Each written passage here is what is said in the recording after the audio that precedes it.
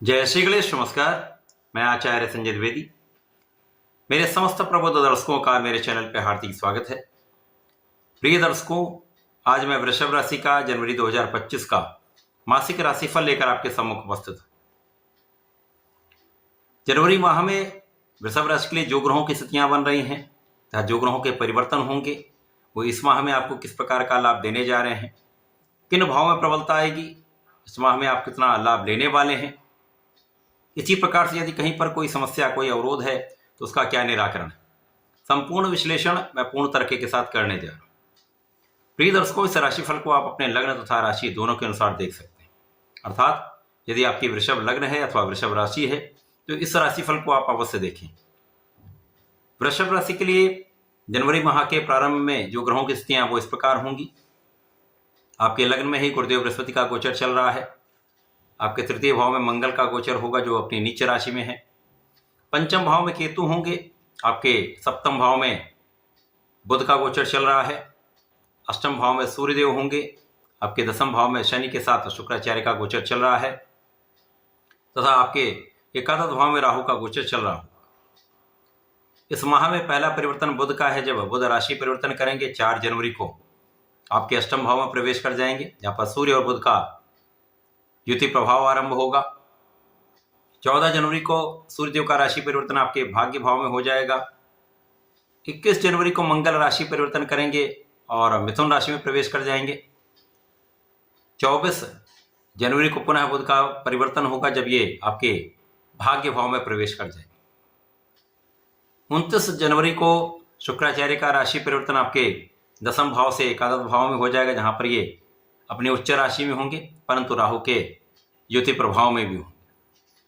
तो ये समस्त ग्रही स्थितियां हैं।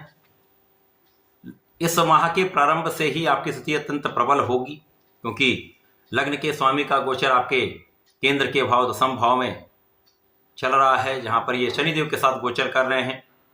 शनिदेव वृषभ राशि के लिए मित्रवत भी हैं, क्योंकि शुक्राचार्य की राशि है। शुक्राचार्य और शनिदेव का आपसी भाव अति मित्र का है।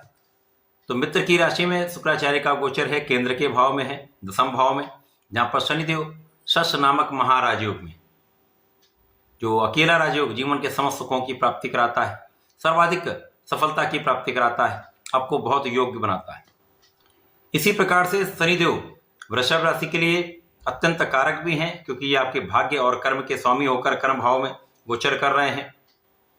भाग्येश कर्मेश का लग्नेश के साथ गोचर विशिष्ट स्थिति बनाता है।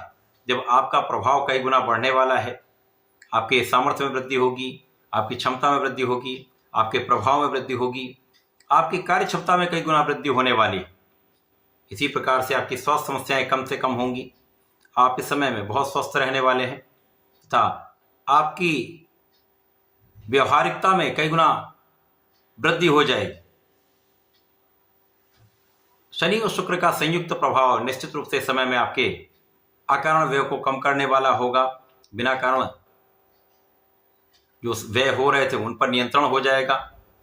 अनावश्यक यात्राओं से मुक्ति मिलेगी। इस समय में आपके कार्यक्षेत्र में पूर्ण रूप से आप सफल होंगे, क्योंकि इस समय आपका परिश्रम तथा आपका भाग्य संयुक्त रूप से आपको संपूर्ण रूप से सफल करने वाला है। इस समय आप महाभाग्यशाली रहने वाले हैं। जब कर्म का भाग्य के साथ संयोजन हो जाता है तो विशेष योग बनता है, महाराजयोग बनता है, जिसका प्रभाव आपको सफलता के शिखर पर ले जाने वाला है। यहां पर लोगों का संपूर्ण सहयोग मिलेगा। उच्चाधिकारियों का एक अच्छा सहयोग आपको प्राप्त होने वाला है। व्यापारिक क्षेत्र में आपको लोगों के बीच में, जिनके बीच में आप कार्य करते हैं, एक अच्छा कोऑर्डिनेशन रहने वाला है। आपके प्रोफेशन में आपको नए नए अवसर की प्राप्ति हो सकती है। नौकरी में पद की प्राप्ति हो सकती है। मन के अनुसार आपका स्थानांतरण हो सकता है। मन के अनुरूप आपको पद की प्राप्ति हो सकती है। तो ये एक अच्छा समय जब आपका कार्यक्षेत्र अत्यंत प्रबल हो जाए। कार्यक्षेत्र से एक बड़े धन का लाभ आप लेने वाले। इस समय आपकी बुद्धि का बल भी श्रेष्ठ होगा। आपकी कैलकुलेशन बहुत अच्छी होगी। आप अच्छी गणनाएं कर लेंगे। प्लानिंग आपकी अच्छी होगी। योजनाओं को आप क्रियान्वित कर पाएंगे, इंप्लीमेंट कर पाएंगे। और शनिदेव आपको संपूर्ण रूप से परिश्रमी बना रहे हैं। तो जब इन समस्त क्रियाओं का लाभ आप लेते हैं तो धन का आगमन बड़ी मात्रा में होता है, उस धन से आप अपने सुखों को बढ़ाते हैं। तो यहाँ पर सुख संपदा का आप अर्जन भी करेंगे, आपके ऐश्वर्य वैभव में वृद्धि होगी तथा भूमि भवन वाहन का संपूर्ण सुख आप प्राप्त करने वाले। जो लोग राजनीति में हैं विशेष रूप से उनके लिए एक अच्छा समय है जब जनता का संपूर्ण सहयोग आपको प्राप्त होगा तथा आप अपने कार्य क्षेत्र में एक बड़े पद की प्राप्ति कर सकते हैं। इस समय में जीवन साथी के साथ सामंजस्य अच्छा रहेगा, मतभेद कम होंगे, आपकी बुद्धि के बल से, आपके व्यवहारिकता से आप समस्याओं को निस्तारण करते हुए आप अपने जीवन साथी के साथ एक अच्छा समन्वय बना पाएंगे। साझेदारी में भी अच्छा लाभ आपको प्राप्त होगा। अब क्योंकि गुरु और बुध का एक संयुक्त प्रभाव आपको लग्न और सप्तम भाव में प्राप्त हो रहा है, जिसके कारण समस्याएं कम होंगी तथा इस समय में आप कुशाग्र रहने वाले, आप धैर्यवान रहने वाले, आप विवेकशील रहने वाले, निर्णयों को बहुत सोच विचार कर आप करने वाले, तो समस्याएं कम से कम होंगी। जो विद्यार्थीगण हैं उनका पढ़ाई से मन विरत हो सकता है क्योंकि राहु का प्रभाव है तथा सूर्यदेव आपके अष्टम भाव में है, जिसके कारण कुछ कॉन्फिडेंस की कमी होती है तथा मन पढ़ाई में कम तथा अन्य कामों में अधिक लगता है, जिसके कारण समस्या हो सकती है। अतः इस समय में बिना कारण के कामों से बचें, अपना पढ़ाई में पूर्ण रूप से प्रयास करें, पूर्ण परिश्रम करें तो समस्याएं कम से कम होंगी। भ्रम की स्थिति से बचना अत्यंत आवश्यक है। इसी प्रकार से मंगल आपके तृतीय भाव में पराक्रम के भाव में है, यहाँ पर ये नीच राशि में, परंतु इनका नीच भंग है, तो किसी प्रकार की कोई बड़ी समस्या नहीं है। आप परिश्रम करते रहिए, सही दिशा में अपनी ऊर्जा का उपयोग करिए तो आपको सफलता अवश्य प्राप्त होगी, चाहे वो आपके पढ़ाई के क्षेत्र में हो अथवा आपके कार्य क्षेत्र में। जब बुध का परिवर्तन आपके अष्टम भाव में हो जाएगा, अब बुध यहाँ पर आपके धन तथा पंचम के स्वामी होकर अष्टम भाव में होंगे, तो यहाँ पर आपको बहुत ध्यान रखना होगा। यद्यपि यहाँ पर सूर्यदेव के साथ इनका गोचर होगा, परंतु यहाँ पर पढ़ाई में पूर्ण रूप से आपको समर्पित रहना होगा। जो टीनेजर्स हैं उनको बिना सोचे विचार किसी प्रकार के भ्रम से बचना होगा। प्रेम संबंधों के लिए समय बिल्कुल अच्छा नहीं है, समस्याएं होंगी, किसी न किसी विवाद में पड़ सकते हैं, अतः इनसे दूर रहना ही आपके लिए श्रेष्ठ रहने वाला है। इसी प्रकार से जो लोग अपने कार्य क्षेत्र में हैं, व्यापार में हैं, प्रोफेशन में हैं, तो इस समय में आपके परिश्रम से उतना लाभ हो सकता है आपको नहीं मिल पाए या व्यापारिक भाव में कुछ धन फंस जाए, तो यहाँ पर ऐसी स्थिति बन सकती है। अतः बड़े इन्वेस्टमेंट से बचें, बड़े धन को कहीं पर लगाने के एक साथ लगाने से बचें। परंतु इस समय में धन का आगमन होता रहेगा, हो सकता उतनी मात्रा में नहीं हो, परंतु धन के निरंतर आगमन से आपकी समस्याएं कम हो। अपने आंखों से संबंधित विकारों से बचना चाहिए, आंखों का ध्यान रखिए, एलर्जी की समस्या हो सकती है, मौसम के रोग हो सकते हैं, अतः अपने स्वास्थ्य का ध्यान रखना चाहिए। इस माह में जब सूर्यदेव का परिवर्तन आपके भाग्य भाव में हो जाएगा तो आपकी स्थिति अत्यंत प्रबल हो जाएगी। जब आपके सुख भाव के स्वामी भाग्य भाव में जाएंगे तो निश्चित रूप से यहाँ पर आपको महापराक्रमी बना देंगे, परिश्रम का संपूर्ण उपयोग आप कर पाएंगे।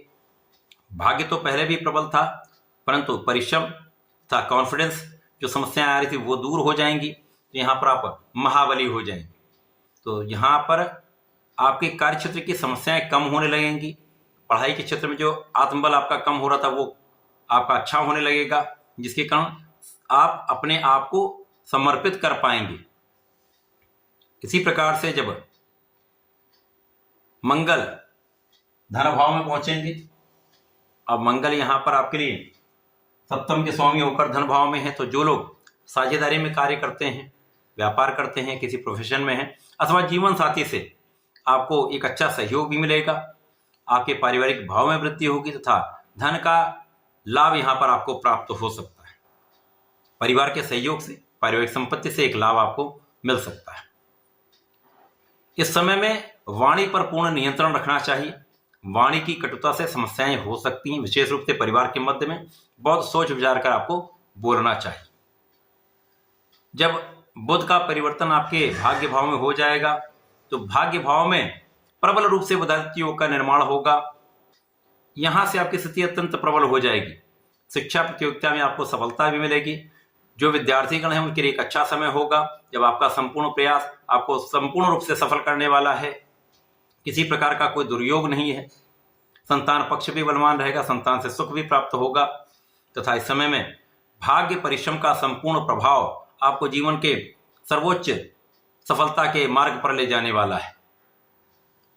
इस समय में धन वृद्धि भी होगी, लाभ वृद्धि भी होगी, तो समस्याएं आपकी कम होने लगेंगी। जो धन फंसा हुआ है वो वापस आएगा, अथवा जो आपका इन्वेस्टमेंट आप करना चाह रहे थे, इस समय में यदि आप अच्छा इन्वेस्टमेंट करने वाले हैं तो उसका बड़ा लाभ भी आप लेने वाले हैं।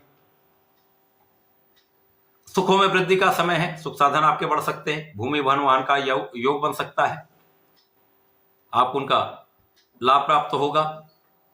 जब शुक्राचार्य आपके एकादश भाव में पहुंचेंगे तो यहाँ पर ये उच्च राशि में होंगे, लग्नेश उच्च राशि में होंगे, विशेष प्रभाव मिलता है। आपके ऐश्वर्य वैभव धन संपदा में वृद्धि होगी, भूमि भवन वाहन का संपूर्ण लाभ आप ले पाएंगे, जीवन साथी के साथ प्रेम में वृद्धि होगी। परंतु यहाँ पर सबसे बड़ा जो समस्या होने वाली, वहां प्रेम संबंधों के कारण विवाद की स्थिति बनती है, अतः इन संबंधों से दूर रहना ही श्रेयस्कर है। बाकी समय पढ़ाई का भाव सही रहने वाला है, संतान पक्ष भी बलवान रहने वाला है। यदि आप बिना कारण के कार्यों से मन हटाकर अच्छे कार्यों में अपना मन लगाते हैं, अपने संपूर्ण ऊर्जा लगाते हैं, परिश्रम लगाते हैं, श्रेष्ठ सफलता मिलेगी। वृषभ राशि के जातकों के लिए ये माह मिश्रित रूप से अच्छा है। कुछ समस्याएं हैं, यदि उनका आप निराकरण करते हुए चलते हैं, सावधानियां करते हैं, तो आप निश्चित रूप से इस माह में एक बड़ा लाभ लेने वाले हैं। वृषभ राशि के जातकों को नियमित रूप से भगवान भोलेनाथ की आराधना करनी चाहिए। पंचाक्षर मंत्र ओम नमः शिवाय का जप करना चाहिए। प्रत्येक शुक्रवार को इस समय में विशेष रूप से पंचाक्षर मंत्र का जप करें तथा पंचामृत से अभिषेक करें, बड़े लाभ प्राप्त होंगे, समस्याओं से आप बच जाएं। तो ऐसा करके इसका लाभ लें। धन्यवाद, नमस्कार।